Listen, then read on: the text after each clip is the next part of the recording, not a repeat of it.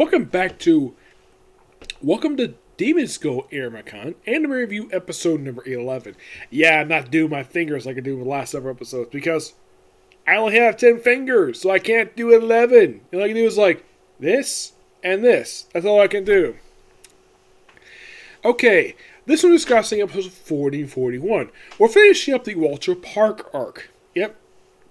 So, the first episode of this 2-episode thing. Excuse me. We have mostly Oz and Subaru fighting the dragon, while Iruma is trying to get away with the kids with Passus and Baum. By the way, Lumiere is nowhere to be seen. Like, where the heck did he go? He doesn't show up like halfway through the very next episode. Like, what the heck he was doing throughout all this chaos, don't really know. It's like he was just hiding. But at least he was there for good reason. So these two fight the dragon for a pretty good period of time. And at one point we have where both Oz and Subaru, they run out of mana. Yeah, so they run out of mana and they pretty much decide to, like, after Oz puts up basically a flame wall, they proceed to retreat because they did all the best they could. They could basically battle this thing, and then Bellum bites this thing, and he easily beats this dragon pretty easily, thanks to his wood dragon, which is powered by his mana. And I think everything is all done. The monsters are done. Of course, we have Calico, where he is. We have Kirio, where his 6 fingers are pretty much successfully breaking him out of his cell.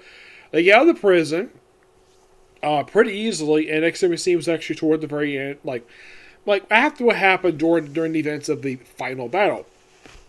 And then something really weird happens.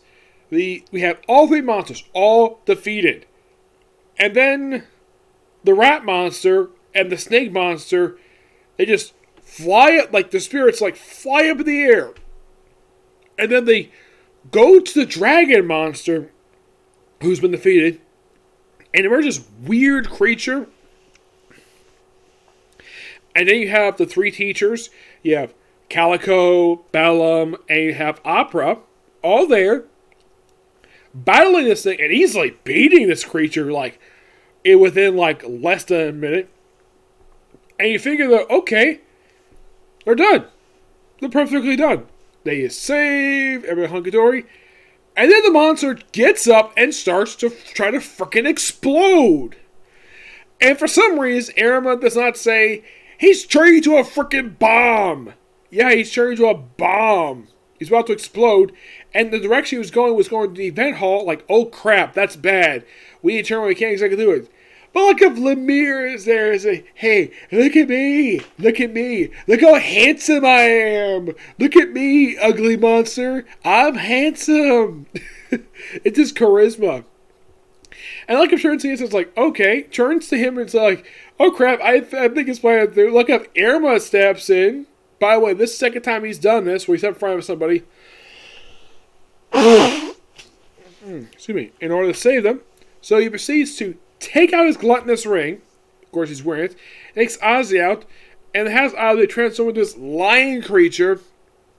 And absorb all that frickin' mana. To turn this monster into a frickin' skeleton. Everyone's like, what? It was so shocked to see this. But prior to this, Omri and Opera, when they showed up, basically, they showed completely out of nowhere. And according to Opera, the way they would track down where Iruma is by his cologne. Which I'm like, that's interesting given the fact he's a fox. Though, what Opera gender is has never been fully explained. Though the fox, basically, they're sort of they're a type of creature, basically, who can pick up scent, and Opera can pick up scent. I would not be surprised if Omri picks up that scent, too. Which I thought would be so hilarious. As the monster's defeated, and then we see Lemire's father, Roosevelt. Seriously, his father's name is Roosevelt, and this is some by sheer weird coincidence. his father looks exactly like Lemire. I don't know if this is fault of I think this is the fault of the original artist who couldn't make this character look like not much different. The only difference that made between them, aside from the fact the father and son, is that Roosevelt's got a different hair color. He's got a freaking mustache, and they're aside from those two things, and the only other difference is their clothing is different. Aside from they look almost the same exact character. It's like you're looking at the mirror image of yourself. I get the fact father and son, but man, this is so obvious. Like, this is more obvious than Naruto and Boruto. At least in the case of those two, at least there's a bit of difference between the two of them. Yes, definitely. One thing, Boruto is not as muscular as frickin' Naruto is.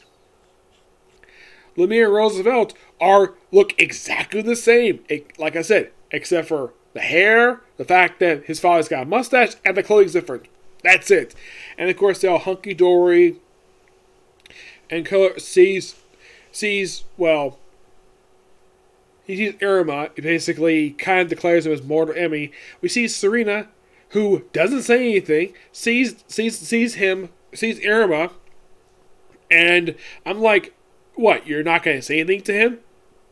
And you just walk away, you beautiful woman? Yeah, she's hot. She's smoking hot. Like, wow. And of course, according to Kiryu, he says, next time to meet Iruma, they will be enemies. Which, as far as I can tell when it comes to the arcs themselves, I don't think they actually come across Six Fingers again for maybe quite a while. Not really, no. As for when, per se, I don't know, because basically I haven't read that far yet, shockingly enough. And after the parade, they decided to have Iruma hook up, basically just put up in Roosevelt's hotel. Looks like it's in the middle of the freaking desert.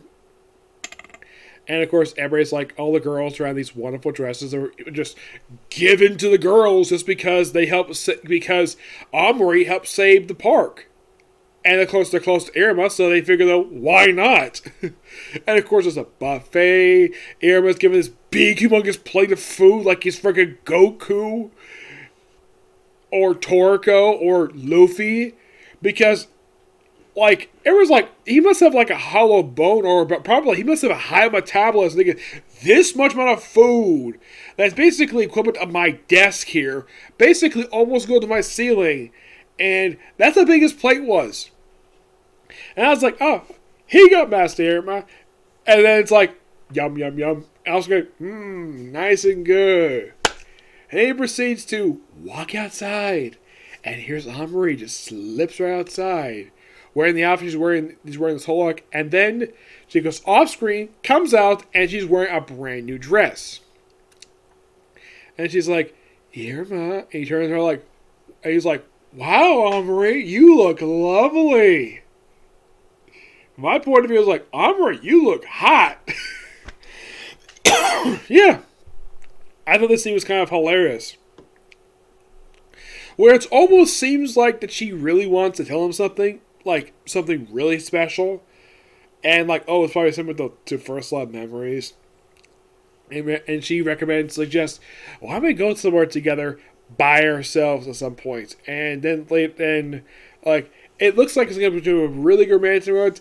And I knew watching this, I knew Claire would obviously come in and basically nearly ruin this moment. And like, yippee, it's Iruma. And then he tells her, I'll be happy to do that, no problem. And then Amori passes out. She collapses right there on the rooftop of the hotel. Like, it's not obvious, but my guess is Iruma must have been a really good gentleman. He probably picked her up, despite the fact she's probably heavier than he is. Picks her up, probably takes her inside. Because it's not exactly reveal what happens next. My guess is he must have basically politely helped her up, or at least carried her to another room so she can basically rest. And then, of course, Iruma's grandfather, Sullivan, outs the fact, hey, my grandson helped save this park. And then reporters show up at the hotel, and of course his classmates just slip out the back door. Albert's like, we need to find someplace to hide you. And they figure that they can't go to Sullivan's house, and they can't go to Ozzy's house. Claire's like, Why do you go to my place? Thus, at the very next episode of the series, Claris has, which I'm very much looking forward to. Yep. It should be interesting, though, the fact that it's like this. Yep. But I gotta say, really good 2-set episodes. This arc was really good. Probably by far, of the series at this point in time when it comes to the anime, it's probably the most action-packed story arc of the entire series. This arc is mostly like a little bit of fun, mixed in with action and story. That's a really good thing about Walter Park. Unlike, let's say, the arcs they've had this season so far, which first you had the conclusion to an arc from last season, Caramel-chan.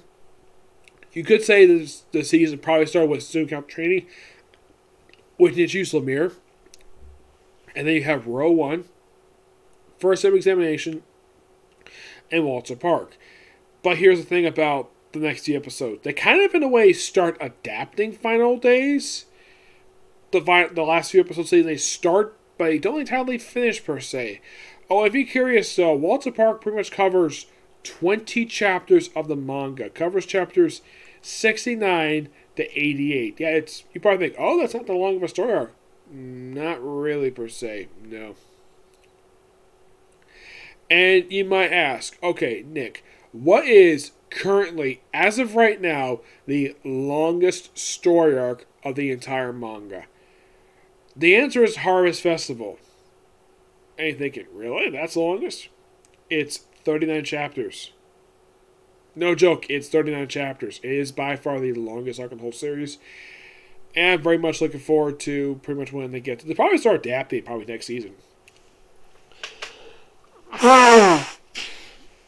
Given the fact it's running episodes, this probably will take up most of season 2.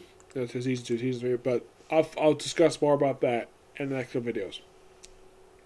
Okay, so that's episode review. Next video is going to be Restaurant to Another World. Yep. And then the case goes, we back this for the last 3 episodes. Though I don't know if I'll be able to get to those 2 videos, no problem. I thought, though, basically, based on the fact that we have not many episodes left, that maybe, just maybe, that this particular series finishes up today. I don't think so. I might cap it up tomorrow. Yeah, probably cap it up tomorrow, but at least I'll try and get done those next 2 animes done, no problem. Yeah, otherwise, though, I probably would just, I may get a chance to finish it up tonight. It just depends. It's only 3 episodes, so hopefully it won't take too long. Though it depends. I probably have to finish on my laptop, like, a lot of the time, basically. Like, I should point out a lot of the anime I've watched, generally I've watched it on my TV. You're thinking, on your TV, like, what, do you have, like, a channel that basically has exclusive anime? Well, I watch it via my PS4. And you probably scratch, like, wait, PS4? Well, PS4's got apps, like a phone does. A phone's got apps. A game console's got apps. I basically watch on the Crunchyroll app. That's where I watch shows like Case Closed. This is why I also watch second seasons for like Quintetsu Quintuplets, Dr. Stone. Yeah, I subscribe to Crunchyroll. That's where I get a lot of basically watch these episodes. And I've been a subscriber to Crunchyroll since April of last year. I mainly got a subscription to this one originally just so I could watch the Saga Ton Evil film. That's the only way I can watch it. It's a subscription. Look at the description. It's not that expensive. It's only like $7.99 a month, and that's it. It's one of like 3 subscriptions I paid for. Either to be an Amazon Prime and Funimation. Yes, pay for Funimation. It's only like, that one's like $5.99 a month. They're like, really? $5.99? Yeah, $5.99. I've had that one for about 2 years now.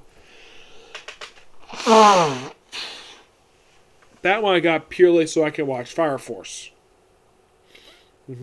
Yep. But yeah, that's the particular review. And stay tuned for my next video, okay? Next video. Bye.